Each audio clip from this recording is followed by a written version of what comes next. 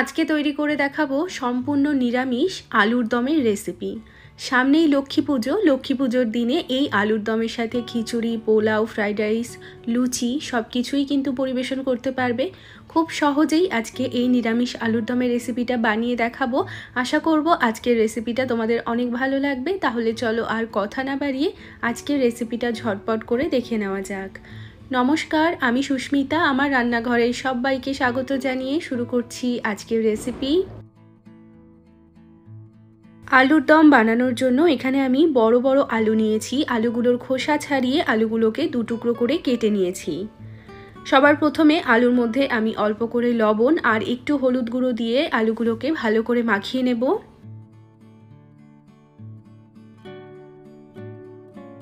এবার কড়াইতে দিয়ে দিচ্ছি বেশ খানিকটা পরিমাণে সর্ষের তেল।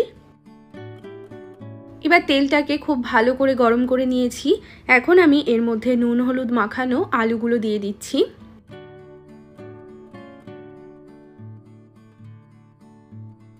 মিডিয়াম ফ্লেমে আলুগুলোকে একটু সময় নিয়ে খুব ভালো করে ভাজতে হবে। এখন যদি গ্যাসের ফ্লেমটা বাড়িয়ে দিই তাহলে আলুগুলোর গায়ে খুব তাড়াতাড়ি কালার চলে আসবে আর আলুটা সেদ্ধ হতে কিন্তু পরে অনেক সময় লাগবে। তো দেখো, গ্যাসটা একটু কমিয়ে আলুগুলোকে একদম সুন্দর করে লাল লাল করে ভেজে নিয়েছি। এইভাবে আলুগুলো ভেজে নিলে আলুর দমটা খেতে কিন্তু খুবই ভালো লাগবে। এখন আমি এই আলুগুলোকে তুলে নিচ্ছি। এখন আমি একটা মশলা তৈরি করে নিচ্ছি। তার জন্য একটা গ্রাইন্ডার জারের মধ্যে আমি দিয়ে দিচ্ছি 1.5 ইঞ্চি মতো আদা, দিয়ে দিচ্ছি 7 থেকে 8টা মতো কাজু বাদাম, দিয়ে দেব দুটো ছোট সাইজের টমেটো, আর দিয়ে দিচ্ছি 3-4টে মতো কাঁচা লঙ্কা। ঝালটা অবশ্যই নিজেরা নিজেদের ইচ্ছে মতো এখানে বাড়িয়ে কমিয়ে নিতে পারো। অল্প জল দিয়ে এটার একটা মিহি পেস্ট বানিয়ে নেব। তো এখানে দেখো একদম মিহি করে পেস্টটা কিন্তু আমি তৈরি করে নিয়েছি। এখন আমি এই আলু ভাজার তেলের মধ্যে অল্প একটু সর্ষের তেল আরও অ্যাড করে দিলাম। এবার এর মধ্যে কিছু গোটা মশলা ফোড়ন দেব। যেমন নিয়েছি দুটো তেজপাতা, একটা শুকনো লঙ্কা, হাফ চামচ নিয়েছি জিরে, আর নিয়েছি 2-3টে মতো এলাচ, একটা দারচিনির টুকরো।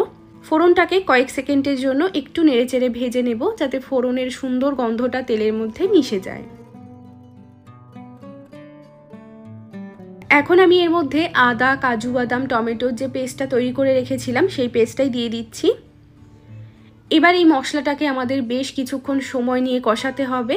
যতক্ষণ না পর্যন্ত মশলাটা সম্পূর্ণ কষে গিয়ে তেলটা আলাদা হচ্ছে ততক্ষণ পর্যন্ত কষাতে হবে। গ্যাসের ফ্লেমটা এই সময় লো টু মিডিয়ামে রেখে দেব।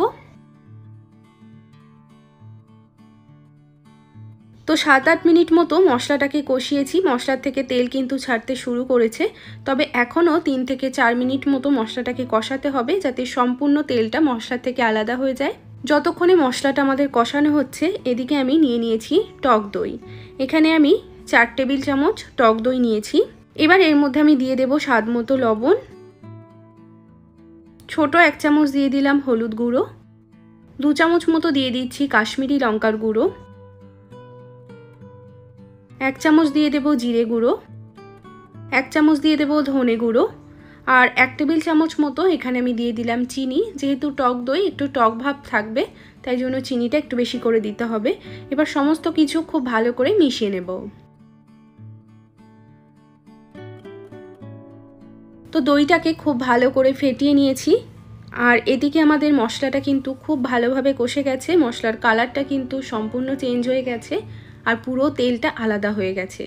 এখন আমি এর মধ্যে ফেটানো টক দইটা দিয়ে দিচ্ছি। দইয়ের বাটিটা ধুয়ে সামান্য একটু জল এর মধ্যে অ্যাড করে দিলাম। এবার খুব ভালো করে মিশিয়ে নেব। গ্যাসের ফ্লেমটা একদম লোতে রেখে আরও বেশ কিছুক্ষণ সময় নিয়ে ভালো করে কষিয়ে নেব। তো 7-8 মিনিট মতো সময় নিয়ে খুব ভালো করে মশলাটাকে কষিয়ে নিয়েছি। এখন দেখো তেলটা আবারও পুরো আলাদা হয়ে গেছে। এবার এর মধ্যে আমি অ্যাড করে দিচ্ছি ভেজে রাখা আলু। আলুটাকেও মোটামুটি 7-8 মিনিট মতো সময় নিয়ে আরও কিছুক্ষণের জন্য কষিয়ে নেব। তো এখানে আমাদের আলুটা খুব ভালোভাবে কষে গেছে আর মশলাটাও কিন্তু পুরো একদম ড্রাই হয়ে এসছে। এখন এর মধ্যে পরিমাণ মতো দিয়ে দেব জল। লবণ এবং চিনি যদি মনে হয় যে আরও কিছুটা দিতে হবে এই সময়তেই কিন্তু অ্যাড করে দিতে পারো। এখন এটাকে ঢাকা লাগিয়ে আলুটাকে ভালোভাবে সেদ্ধ করে নিতে হবে। আর গ্যাসের ফ্লেমটা কিন্তু এই সময় একদম লোতেই রেখে দিতে হবে। তো এদিকে আমার 10 মিনিট মতো হয়ে গেছে, আলুটাকে ঢাকা দিয়ে রেখেছিলাম। এখন আমি ঢাকাটা সরিয়ে নিচ্ছি। এখানে কিন্তু আলুগুলো খুব ভালো করে গলে গেছে। এখন আমি এর মধ্যে অ্যাড করে দেব গরম মশলার গুঁড়ো আর হাফ চামচ মতো দিয়ে দিলাম ঘি এবং গরম মশলার গুঁড়ো দিয়ে নাড়াচাড়া করে 1 থেকে 2 মিনিটের জন্য ফুটিয়ে নিতে হবে। কেননা এই আলুর দমটা যখন আমরা গ্যাস অফ করব তখন কিন্তু আলুর দমটা আরও কিছুটা টেনে যাবে। তো গ্রেভিটা যাতে বেশি না শুকিয়ে যায় তাই জন্য 1 থেকে 2 মিনিটের জন্য জাল করেই কিন্তু গ্যাসটাকে অফ করে দেব। তো 2 মিনিট মতো হয়ে গেছে, আমি ঘি এবং গরম মশলার গুঁড়ো দিয়ে জাল করেছি। এখন আমি গ্যাসটাকে অফ করে দিচ্ছি। তো তৈরি হয়ে গেল এখানে আমাদের ভীষণই সুস্বাদু নিরামিষ আলুর দমের রেসিপি।